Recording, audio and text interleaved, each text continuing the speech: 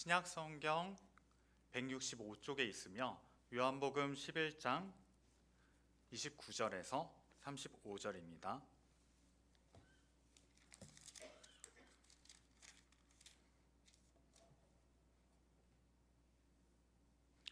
네, 다 찾으신 줄 알고 제가 성경을 봉독하도록 하겠습니다. 마리아가 이 말을 듣고 급히 일어나 예수께 나아가매 예수는 아직 마을로 들어오지 아니하시고 마르다가 맞이했던 곳에 그대로 계시더라.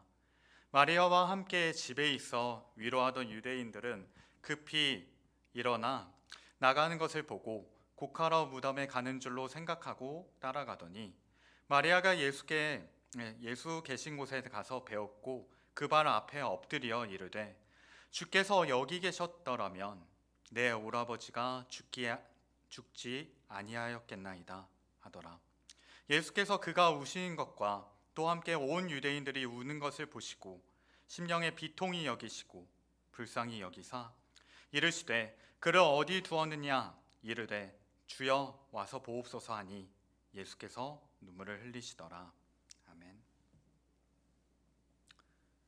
네, 말씀을 나누기에 앞서 제가 짧게 기도하고 바로 말씀을 나누도록 하겠습니다. 하나님 감사합니다. 오늘도 특별히 이렇게 사회와 함께 또한 말씀을 나눌 수 있게 하심에 감사드립니다. 주님, 저로 인해서 성도분들께서 그리고 저 역시도 하나님의 영광에 방해가 되는 설교가 아니라 정말로 하나님의 영광에 그렇게 하나님만을 찬양하는 그런 하나님만을 예배하는 그런 시간이 될 수 있도록 하나님께서 이끌어 주시옵소서. 감사하고 이 모든 말씀 예수님의 이름으로 기도드립니다. 아멘. 네, 안녕하세요. 네, 사랑하는 은국교회 성도 여러분, 정말 반갑습니다. 오늘은 저희가 함께 요한복음을 통해 하나님의 말씀의 은혜를 나눠 보려고 합니다. 네, 아마 굉장히 많이 들어보셨을 성경 구절인 것 같습니다. 또 여기 제목 역시도 예수님은 어떻게 오셨을까라는 것 역시도 굉장히 많이 들어본 제목일 수도 있을 것 같습니다. 저는 특별히 오늘의 본문을 읽을 때마다 궁금했던 것이 오늘 제목의 질문이었습니다. 예수님께서는 어떻게 오셨을까? 예수님께서는 왜 오셨을까? 였습니다. 어떻게 오셨을까에 대해서는 저희들은 보통 예수님이시니까 눈물 한 방울 이렇게 흘리셨겠지라고 여기거나 왜 오셨을까에 대해서는 유튜브만 보더라도 정말 많은 설교가 있는 것을 확인할 수 있었습니다. 어떻게 오셨을지를 살펴보기 전에 먼저 왜 오셨을까부터 저희가 해결해 보려고 합니다. 이를 위해 오늘 본문 이전의 내용을 먼저 함께 살펴볼 것입니다. 오늘 본문의 배경은 이렇습니다. 11장 서두에서는 예수님께서 자신이 평소에 사랑하던 그 나사로의 투병 소식을 듣게 됩니다. 그리고 사실 그 누구도 예측하지 못한 굉장히 의아한 반응을 보이십니다. 요한복음 11장 6절의 말씀은 이렇게 말하고 있습니다. 나사로가 병들었담을 들으시고 그 계시던 곳에 이틀을 더 유하시고 라고 말씀하십니다. 바로 앞 4절에서 나사로가 죽지 않고 하나님의 영광을 볼 것이다 라고 말씀하셨다면 그 말씀이 정말로 맞다면 그렇다면 그 소식을 듣자마자 바로 나아가서 나사로를 치유하는 것이 맞지 않을까 라고 생각하였습니다. 이와는 달리 예수님께서는 일부러 시간을 지체하시고 11절에 이르러서 나사로가 지금 잠들었다, 그러니까 죽었다라는 것을 확인하시고 나서 본격적으로 나사로에게 나아가고 계십니다. 그리고 아니나 다를까 도착해 보니 이미 나사로는 죽은 지 하루가 아니라 4일이나 지나가고 있었습니다. 당시 유대인들에게 아주 유명한 풍습이 하나 있었습니다. 그것은 어떤 사람이 죽게 되면 약 3일 동안 그 영혼이 육체를 떠돌면서 만약에 이 영혼이 육체 안에 들어가면 다시 살아날 것이고 3일이 지나서 4일째가 되어버리면 그 육체 곁으로부터 영혼은 완전히 떠나갈 것이다 라는 그런 미신이 유대인들 사이에 굉장히 횡행하고 있었습니다. 나사로가 죽은 지 4일째가 되었다는 말은 그들이 믿어왔던 풍습, 미신에 따르면 나사로는 절대로 다시 살아날 수 없을 것이다 라는 말과 똑같았습니다. 만약에 이 사실을 안다면 그의 친족인 마르다와 마리아의 심정은 과연 어떠했을까요? 당장 내 오라버니가 절대로 이제 살아날 가망이 없다라는 것을 안다면, 그리고 더군다나 그들은 예수님께서 일부러 시간을 지체하신 듯한 소식 역시도 성경에 나와 있지 않지만 분명히 들었을 것입니다. 예수님을 사랑하면서도 과연 그분의 뜻이 도대체 무엇일까 의심할 수도 이해할 수도 없었을 것입니다. 때문에 요한복음 11장 21절에서는 마르다가 이렇게 반응합니다. 함께 마르다의 심정이 되어서 이 말씀을 읽어보겠습니다. 함께 읽어보겠습니다. 마르다가 예수께 여짜오되 주께서 여기 계셨더라면 내 오라버니가 죽지 아니하였겠나이다. 아멘. 21절에서 마르다는 왜 시간을 지체하셨는지, 그 예수님께 주님께서 여기 계셨으면 지금 내 오라버니는 적어도 이렇게 죽지 않았을 것입니다 라고 원망 섞인 말을 했을 것입니다. 마리아도 동일하게 오늘의 본문에서 말하는 것처럼 통곡하면서 원망 섞인 말을 예수님께 건네고 있습니다. 마리아와 함께한 유대인들의 통곡에 예수님께서는 이렇게 반응하십니다. 요한복음 11장 33절에서 35절의 말씀을 함께 예수님의 심정으로 읽어보겠습니다. 함께 읽어보겠습니다. 예수께서 그가 우는 것과 또 함께 온 유대인들이 우는 것을 보시고 심령의 비통히 여기시고 불쌍히 여기사 이르시되 그를 어디 두었느냐 이르시되 주여 와서 보옵소서 하니 예수께서 눈물을 흘리시더라. 아멘. 예수님의 눈물에 대해서는 그 바로 다음 절에서 어떤 유대인들은 예수님께서 나사로를 정말 많이 사랑하셨나 보다 때문에 우시는구나 라고 생각하거나, 어떤 사람들은 아니 맹인의 눈을 그렇게 뜨게 할 정도로 기적을 보이시는 그 예수님, 하나님이 보내신 게 확실하신 그 예수님이 왜 진작 오시지 않아서 죽게 내버려 두었냐고 간접적으로 따지고 있습니다. 그러면 다시 한번 돌아와서 여기까지 살펴본 것을 토대로 다시 한번 질문해 보겠습니다. 예수님께서는 왜 우셨을까요? 예수님께서는 자신의 창조물 때문에 우셨습니다. 신대원에서 제가 1학년 2학기 때 강의 중에 교수님께서 저희들에게 오늘의 본문을 두고 질문하신 내용이 예수님은 왜 우셨을까요? 였습니다. 대부분의 답변은 나사로의 죽음 때문에 슬퍼서 라고 말했습니다. 사실 그런 묵상은, 또 그런 이유는 다른 설교나 책에서도 볼 수 있는 내용들입니다. 또한 어느 정도의 일리가 있으나 이보다 더 근본적인 이유가 있지 않을까라는 토론이 오고 갔습니다. 그리고 분명한 반론이 하나 들어왔었는데 그 내용은 이렇습니다. 예수님께서 분명히 지금 바로 이 다음에 나사로를 살리실 것인데 그러한 사역을 앞두고 나사로의 죽음 때문에 슬퍼서 운다는 건, 그럼 예수님께서 지금 그 감정 연기를 하시는 건가? 라고 누군가가 반론을 하였고, 대부분이 또 예수님께서는 절대 그럴 리가 없으시겠지 라고 하면서 말하기도 하였습니다. 때문에 저희는 조금 더 앞서 말씀드렸듯이 예수님의 심정을 그 입장으로 오늘의 본문을 살펴보려고 합니다. 예수님께서는 하나님이십니다. 그리고 모든 만물을 창조하셨고 그분의 형상대로 저희들을, 인간을 지으셨습니다. 인간의 정체성은 하나님 안에서 그 생명을 누리면서 그분의 뜻에 따라 피조 세계를 다스리며 그분을 나타내는 그런 역할을 하는 것이 인간의 정체성, 인간의 책임 역할이었습니다. 바로 그 역할은 제사장적 역할이라고도 사실 볼 수 있습니다. 실제로 아담에게 주어진 명령, 에덴 동산을 다스리라는 명령은 거기에서 동사가 두 개가 사용되는데 지키다라는 것과 섬기다라는 단어, 동사가 두 개가 사용되는데 이 동사는 똑같이 에덴 동산뿐 아니라 나중에 성전과 성막에서 제사장들에게 맡겨진 역할인 지키다, 너희가 성전을 지켜라, 섬겨라 라고 말씀하고 계십니다.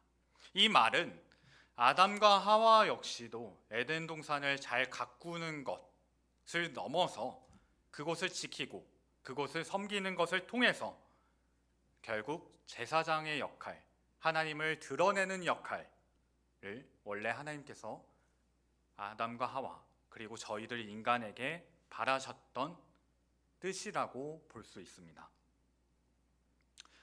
결국 그런 피조 세계와 인간의 모습을 보며 하나님께서는 심히 좋았더라라고 하면서 창세기 1장을 마무리하십니다.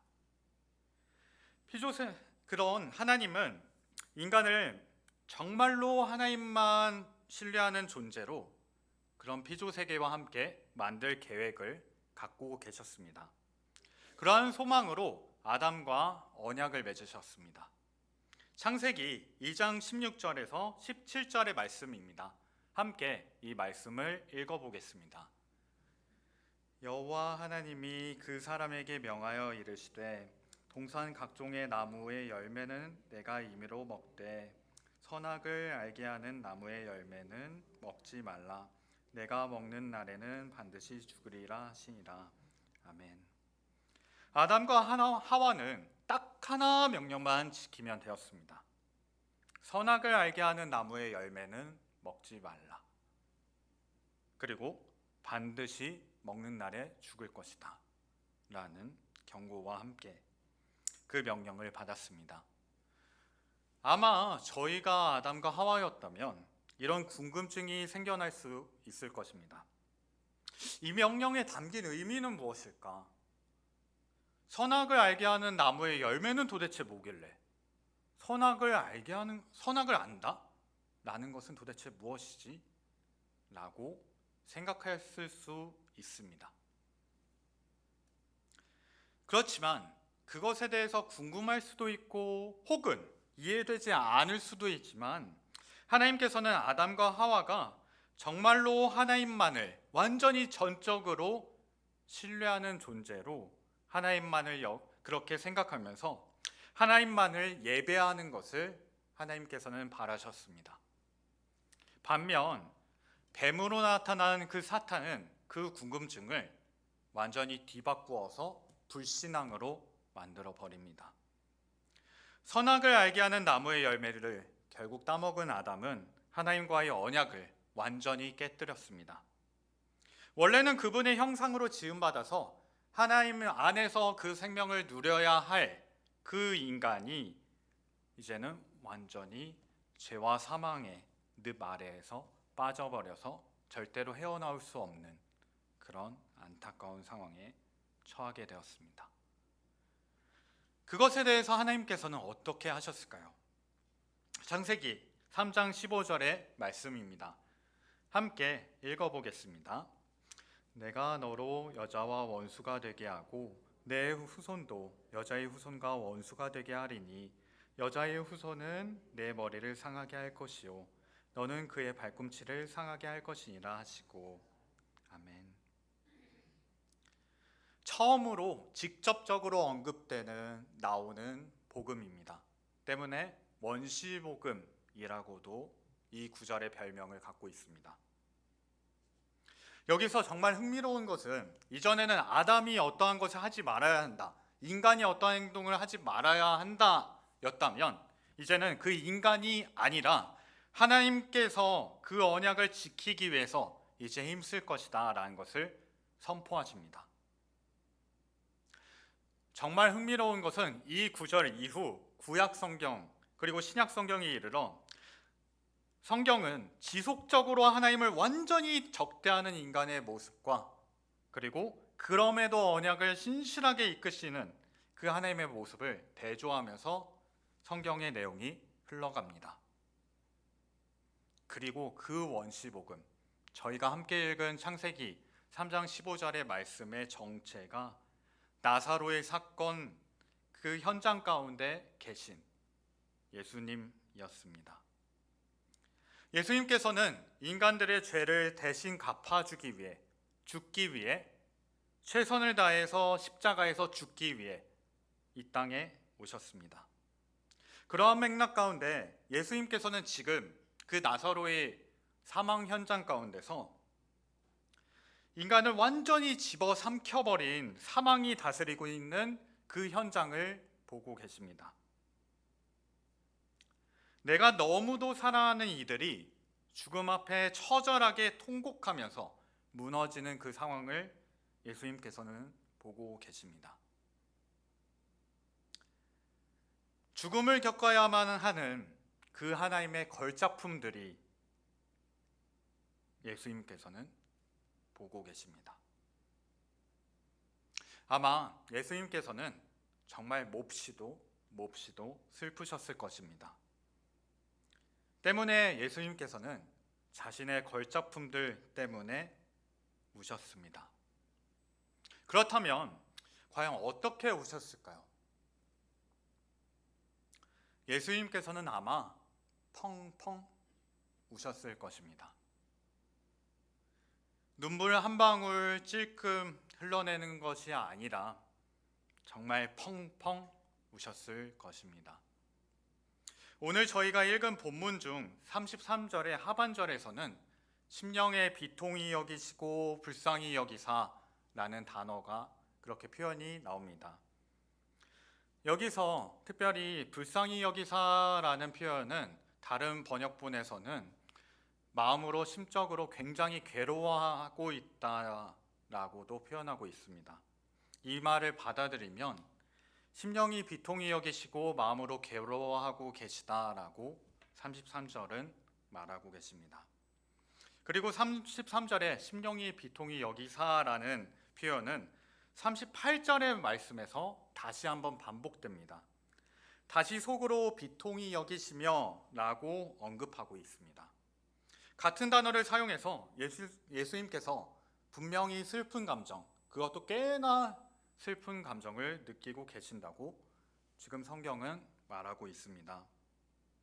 그리고 아까 방금 전에 말씀드린 불쌍히 여기사라는 표현을 제가 특별히 마음으로 엄청나게 괴로워하고 있다라는 표현으로 그렇게 바꾸었는데, 이것이 33절에서 사용된 그 동사가 또 다른 동사 그 현장에서도 사용이 되는데, 특별히 다양한 곳에서 사용이 되지만 감정이 요동치거나 그러한 감정을 억제하기 위해 힘쓰는 듯한 그런 분위기로 성경에서 계속 사용되고 있습니다. 그리고 무엇보다도 십자가에 달리기 전 저희가 다 아는 그 겟세마네의 예수님의 기도에서 그 표현이 사용됩니다. 요한복음 12장 27절의 말씀입니다. 함께 읽어보겠습니다. 지금 내 마음이 괴로우니 무슨 말을 하리요? 아버지여, 나를 구원하여 이때를 면하게 하여 주옵소서. 그러나 내가 이를 위하여 이때에 왔나이다. 아멘. 예수님께서는 자신의 걸작품인 인간이 처절하게 망가져서 죽음에서 헤어나오지 못하는 그것 때문에 펑펑 눈물을 흘리셨을 것입니다. 그리고 예수님께서는 나사로를 부활시키십니다. 아마 저희들을 포함한 오늘날의 성도는 당연하게도 나사로가 부활할 것을 머릿속으로 그립니다. 그러나 이와는 완전히 다르게 그 당시 현장에 있는 어느 누구도 부활할 것을 생각하지 못하였습니다.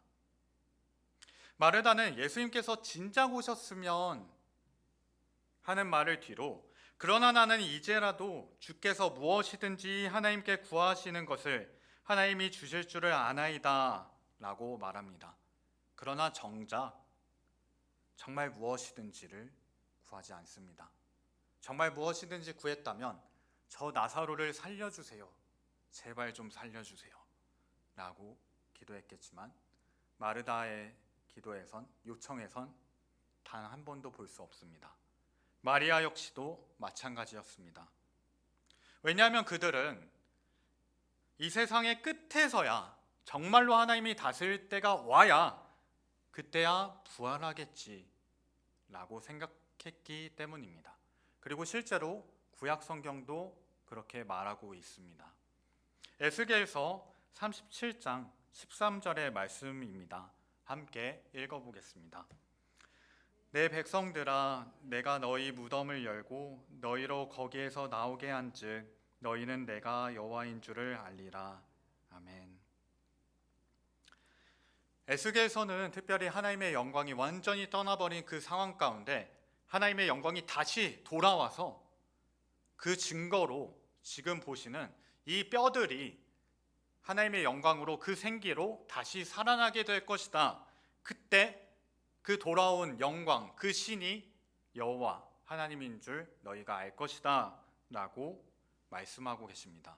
결국 부활이 올 때, 그러니까 그 먼저 하나님의 영광이 돌아올 때 그 말세라고 말하고 있습니다. 그리고 다니엘서 12장 2절의 말씀은 이렇게 말하고 있습니다. 땅의 티끌 가운데에서 자는 자 중에서 많은 사람이 깨어나 영생을 받는 자도 있겠고 수치를 당하여서 영원히 부끄러움을 당할 자도 있을 것이며. 아멘. 다니엘서 12장 2절에서는 이 세상의 마지막 종말의 때에 누군가는 영생을 받겠고 곧 구원을 얻을 것이고 누군가는 수치를 당하고 곧 심판을 당하고 라고 말하고 있습니다. 때문에 그들은 이 세상의 끝, 그때가 와야 사람들이 부활하겠지, 의인들이 부활하겠지라고 생각하였습니다.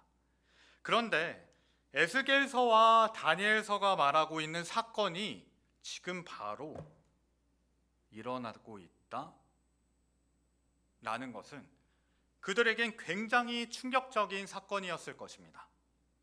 그들은 정말로 이 세상의 마지막이 지금 오고 있구나, 지금 여기에 하나님의 나라가 오고 있구나 라고 느꼈을 것입니다. 자신의 피조물 때문에 펑펑 우셨을 예수님은 그 순간 누구보다도 기뻐하셨을 것입니다. 요한복음 11장 15절 전반부의 말씀은 내가 거기 있지 아니한 것을 너희를 위하여 기뻐하노니 이는 너희로 믿게 하려 함이라 라고 말씀하고 계십니다. 사실 예수님은 나사로를 부활시키기 이전부터 이미 나사로의 부활 사건의 목적이 무엇인지를 말씀하고 계십니다. 바로 예수님을 따르는 제자들이 그들의 믿음이 성장하는 것을 예수님은 간절히 바라고 계셨고 그 나사로의 사건을 통해서, 부활을 통해서 그 제자들의 믿음이, 그 제자들이 정말로 예수님을 믿을 수 있도록 이끌려고 하셨습니다. 그리고 더 나아가 나사로의 일시적인 부활은 결국 예수님의 완전한 부활을 미리 보여줍니다. 나사로의 일시적인 부활과 예수님의 완전한 부활을 보면서 사도들은 저희가 다 아는 11장에 예수님께서는 정말로 부활이시고 예수님께서는 정말로 생명이시구나 라는 것을 그 누구보다 알게 되고 믿게 되었을 것입니다. 때문에 요한복음은 예수님의 정체에 대해 맨 처음 9절부터 이렇게 말하면서 시작합니다. 요한복음 1장 1절에서 4절의 말씀입니다. 함께 읽어보겠습니다. 태초에 말씀이 계시니라. 이 말씀이 하나님과 함께 계셨으니 이 말씀은 곧 하나님이시니라. 그가 태초에 하나님과 계시고 만물이 그로 말미암아 지은 바 되었으니 지은 것이 하나도 그가 없이는 된 것이 없느니라. 그 안에 생명이 있었으니 이 생명은 사람들의 빛이라. 아멘. 사도 요한은 지금 예수님은 말씀이시고 하나님과 함께 계신 하나님이시고 창조주이시고 생명이시고 세상을 비추는 빛이라고 요한복음을 시작하는 맨 처음 구절부터 예수님에 대해서 분명히 하면서 말하고 있습니다. 예수님께서는 자신들의 걸작품들인 저희들 때문에 울고 웃으셨습니다. 또한 흥미로운 것은 이것을 경험한 사람들의 반응입니다. 누군가는 예수님을 믿고 따랐고 누군가는 예수님을 죽이려고 따랐습니다. 그리고 죽이려고 따른 그 사람들의 계략대로 예수님께서는 온갖 수치와 십자가형을 통해 죽으셨습니다. 그러나 이조차도 하나님의 원대한 계획이었고 오히려 이를 통해서 인류를 구원하는 무엇보다 놀라운 일을 이루어내셨습니다. 혹시 여기 자리에 계시거나 혹은 동영상을 보시면서 예수님을 아직 믿지 않거나 믿는 것에 주저하고 계시다면 꼭 그분을 믿고 그 사랑 안에, 그 생명 안에 누리는 앞으로의 삶이 되기를 간절히 소망합니다. 그리고 예수님을 이미 믿고 계시다면 성경 속의 인물들의 반응을 통해 저희가 함께 도전받는 시간이 되기를 간절히 소망합니다. 그 성경 속의 인물을 두 명만 살펴볼 텐데 한 명은 마리아입니다. 바로 12장에는 이제 마리아가 예수님께 향유를 드리는 장면이 나옵니다. 그 향유를 드리는 이유는 이해되지 않는 앞으로 일어날 그 예수님의 장례 때문에 예수님이 자신이 계속 죽으신다고 말씀하시니까 나는 그분의 그래도 장례를 기념하고 싶다라고 하면서 이해가 되지 않지만 자신의 가장 소중한 것을 예수님께 드립니다. 그리고 제자들은 비록 십자가의 길에서 도망쳤지만 성령님의 임재 아래 초대교회의 역사를 써내려갔습니다. 그들 중 한 명인 사도 요한은 어떻게 되었을까요? 요한복음 20장 31절의 말씀을 저희가 함께 읽어보도록 하겠습니다. 오직 이것을 기록함은 너희로 예수께서 하나님의 아들 그리스도이심을 믿게 하려 함이요 또 너희로 믿고 그 이름을 힘입어 생명을 얻게 하려 함이니라. 아멘. 요한복음은 사도 요한의 노년에 쓰여졌다고 알려져 있습니다. 사도 요한은 요한복음 전체에서 자신의 이름을 한 번도 언급하지 않습니다. 대신 자신을 예수께서 사랑하시는 자라고만 표현합니다. 예수님께서 그 누구보다도 나 때문에 울고 웃으셨다라는 것을, 그리고 심지어 죽고 부활하시기까지 사랑하셨다는 것을 알았을 그 사도 요한은 자신의 삶의 목적이 이 요한복음 생명의 말씀을 적는 것이라고 생각하면서 요한복음을 작성하였을 것입니다. 그의 노년의 말이죠. 그리고 이 기록들 덕분에, 사도들의 가르침 덕분에 저희는 믿게 되었습니다. 그리고 사실 무엇보다도 하나님 덕분에, 그분의 은혜 덕분에 저희는 이렇게 하나님을 믿게 되었습니다. 그리고 생명과 또한 부활을 얻게 되었습니다. 그래서 다시 한번 그러면 메시지를 마무리하며 질문해 보려고 합니다. 이 질문은 성도인 여러분들과 그리고 저에게도 동일하게 하는 질문입니다. 생명을 받게 된 성도분들께서는 어떻게 반응하시겠습니까?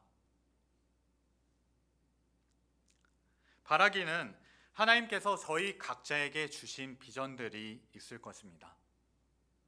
그 비전으로 나아가기에 두렵다고 생각될 수도 있을 것이고, 혹은 나아가고 계실 수도 있고, 혹은 나아가다가 멈추고 있을 수도 있고, 혹은 넘어졌을 수도 있을 것입니다. 특별히 하나님께서 주셨다면 하나님께서 그렇게 이끄실 텐데, 그 하나님께 대하여, 하나님께서 주신 그 비전에 대하여 힘차고 즐겁고 그리고 무엇보다 감사로 반응하면서 나아가는 2025년, 그리고 앞으로의 우리 사랑하는 은곡교회 성도님들의 그런 삶이 되기를 간절히 함께 기도하겠습니다. 아멘.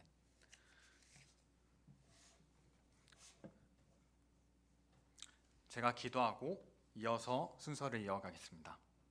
하나님 감사합니다. 오늘 특별히 하나님께서 저희 때문에 우셨다라는 것을, 하나님께서 저희를 얼마나 귀하게 여기셨는데, 귀하게 만드셨는데, 저희의 잘못으로, 저희의 죄로 완전히 타락해 버림에도 불구하고 하나님께서 완전하게 저희를 사랑하시고 그 사랑으로 구원하셨다는 것을 보여주셔서 감사합니다. 주님, 그것에 반응하길 원합니다. 그것에 반응해서 하나님께 담대하게 나아가길 소망하며 정말 하나님을 비추는 그런 저희 성도들이 되기를 간절히 소망합니다. 감사하고 예수님의 이름으로 기도드립니다.